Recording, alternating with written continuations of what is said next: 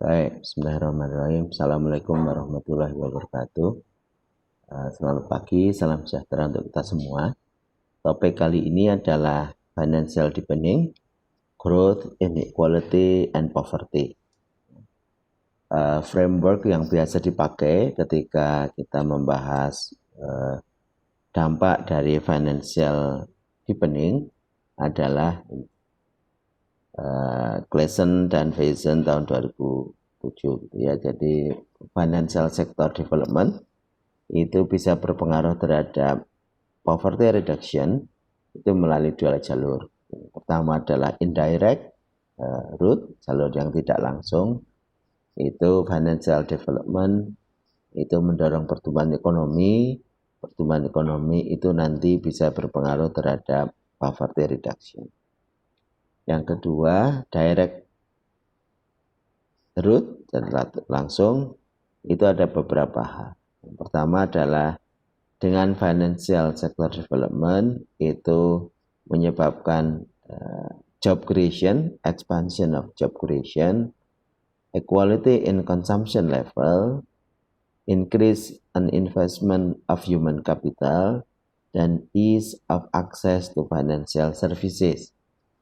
Jadi penciptaan lapangan kerja, peningkatan konsumsi, pembangunan SDM, kualitas SDM, dan mempermudah akses terhadap finansial itu akan mendorong pengurangan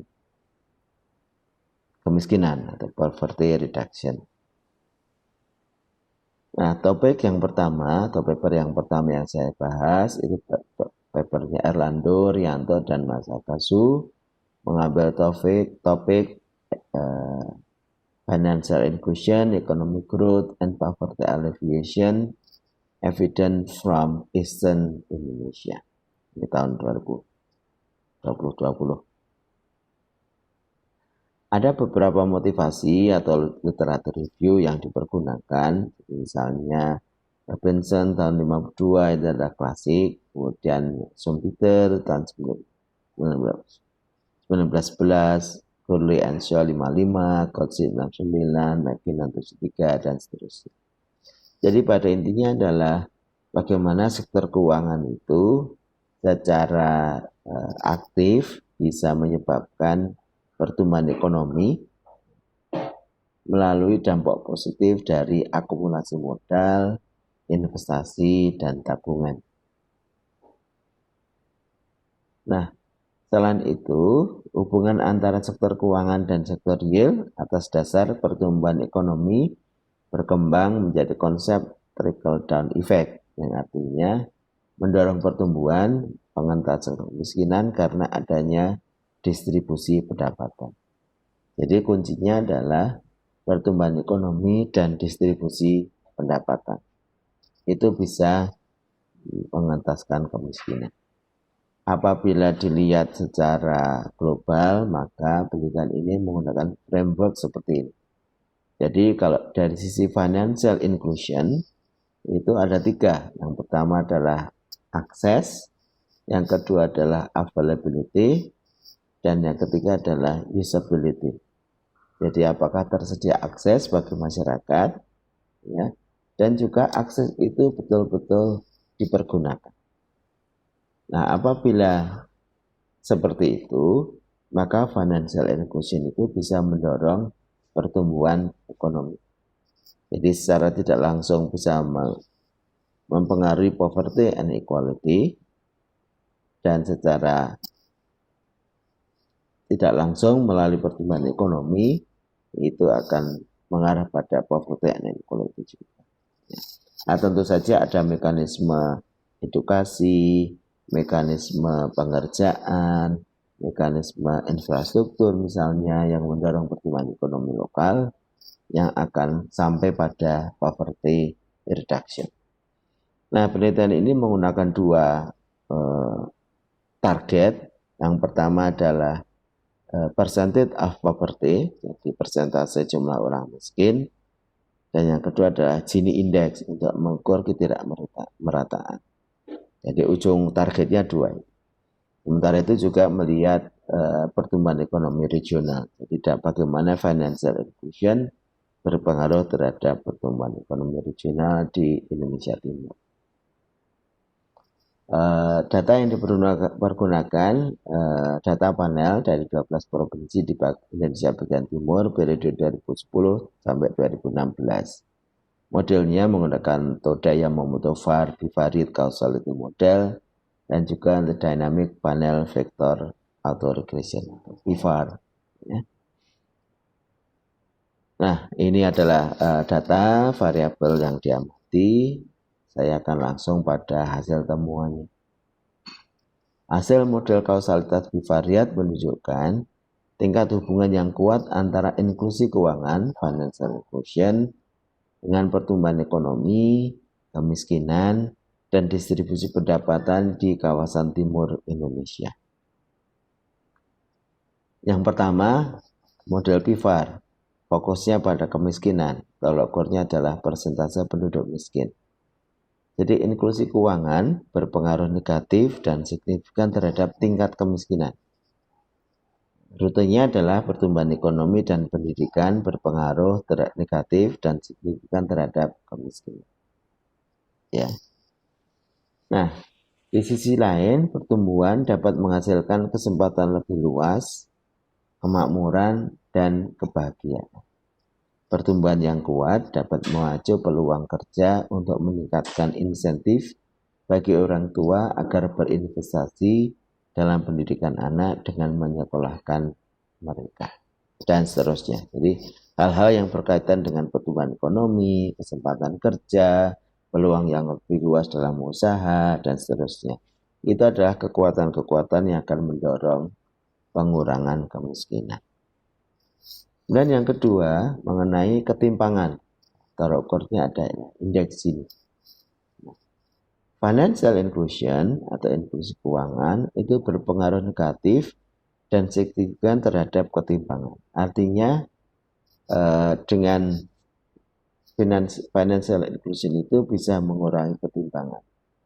Namun, untuk dimensi kegunaan atau usability ditemukan pengaruh positif terhadap ketimpangan. Artinya, tantangannya adalah ketersediaan sarana finansial itu sudah betul bisa mengurangi ketimpangan. Namun, kalau tingkat penggunaannya tidak merata, artinya hanya golongan tertentu yang menggunakan, maka ketimpangan justru yang akan menjadi semakin besar.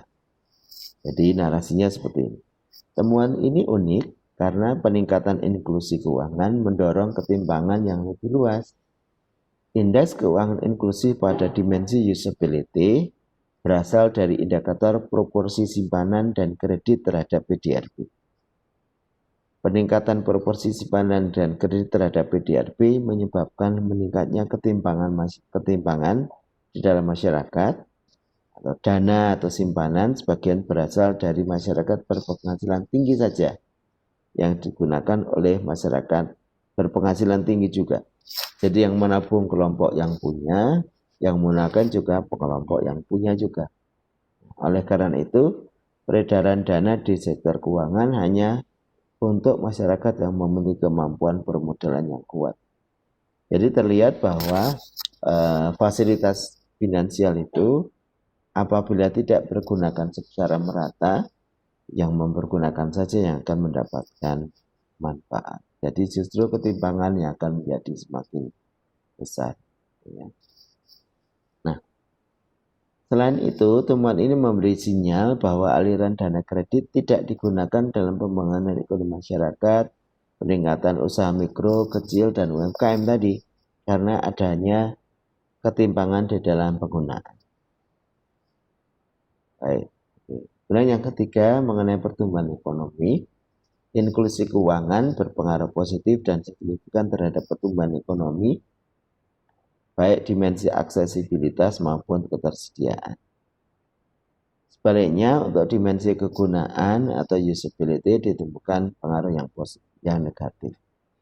Artinya apa? Kalau yang kedua pertemuan yang pertama tadi adalah rute yang langsung berpengaruh terhadap kemiskinan dan ketidakmerataan. Kalau jalur yang tidak langsung melalui pertumbuhan ekonomi, sebenarnya arahnya sudah seperti yang diinginkan, ya. bahwa inklusi keuangan berpengaruh positif dan signifikan terhadap pertumbuhan ekonomi. Nah, pertumbuhan ekonomi inilah yang akan memfasilitasi bagaimana masyarakat beraktivitas sehingga bisa menurunkan ketimpangan dan juga menurunkan tingkat kemiskinan. Namun, dari segi usability itu bisa tidak demikian. Artinya apa? Ketersediaan finansial ini harus tetap diikuti dengan upaya untuk mendorong masyarakat menggunakan fasilitas tersebut. Saya kira itu pesan yang disampaikan, yang diperoleh dari penelitian. Baik, tapi yang kedua adalah financial deepening impacts on regional economic growth oleh Harisudin dan Hartono tahun 2019. Kalau yang di Indonesia Timur tadi sudah terbukti bahwa financial inclusion berpengaruh terhadap economic growth, ya di Indonesia Timur ini lebih luas. Motivasinya sama, gitu ya. Jadi sistem keuangan itu mendorong pertumbuhan ekonomi. Jadi baik pertama misalnya intermediasi keuangan yang disediakan oleh bank berfungsi sebagai wahana penyaluran dana dari penabung dan yang menggunakan. Jadi perbankan atau lembaga keuangan menjadi lembaga yang mempertemukan antara mereka yang kelebihan dana dan mereka yang membutuhkan dana. Kembali pada diagram arus melingkar dulu ya waktu kita di kuliah pengantar ekonomi. Jadi yang kelebihan dipertemukan dengan yang membutuhkan melalui lembaga keuangan atau perbankan. Nah, tidak sekedar itu sebenarnya, karena apa? Penggunaan yang lebih efisien itu juga terjamin melalui lembaga keuangan ini. Karena apa? Lembaga keuangan ini akan menjadi pihak yang menyeleksi kredit. Jadi, untuk apa seseorang atau pengusaha mengajukan permohonan kredit. Jadi relatif terseleksi untuk usaha-usaha yang produktif. Jadi akan mendorong pertumbuhan ekonomi. Nah, di samping itu, lembaga keuangan perbankan juga mendorong perkembangan teknologi. Jadi itu adalah hal-hal yang sudah dipahami bersama sebagai peran dari lembaga keuangan mempertemukan antara mereka yang memiliki dana dengan mereka yang membutuhkan dana, tidak sekedar menemukan saja tetapi juga meningkatkan efektivitas penggunaan dana, ya. Jadi penelitian Kamerun tahun 67 maupun Levin tahun 97 pada prinsipnya sama. Ada hal meningkatkan efisiensi, ada aspek manajemen risiko. Karena apa? Bank atau lembaga keuangan akan menyeleksi para peminjam tentu saja. Ya. Nah,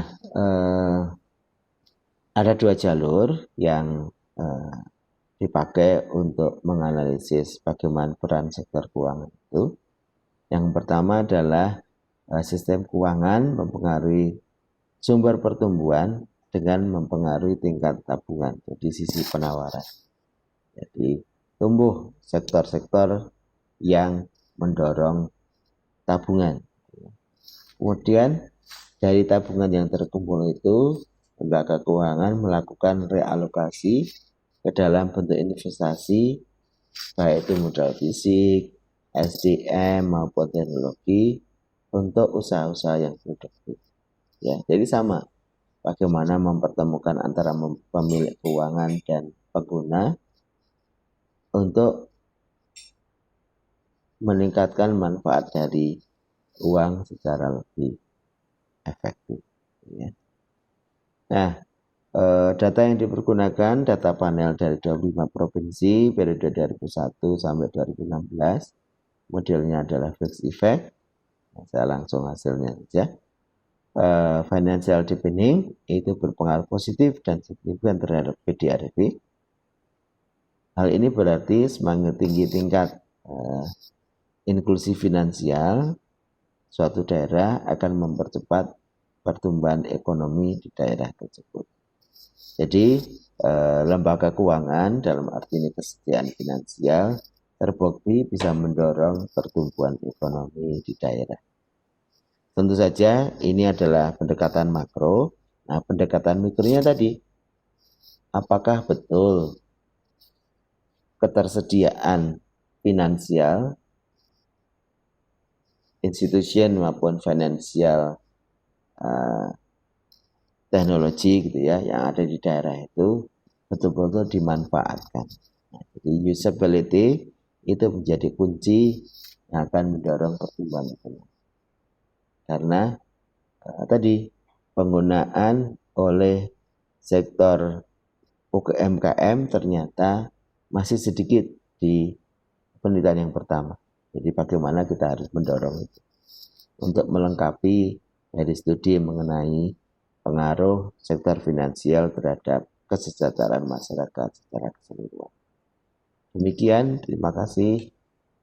Selamat belajar. Assalamualaikum warahmatullahi wabarakatuh.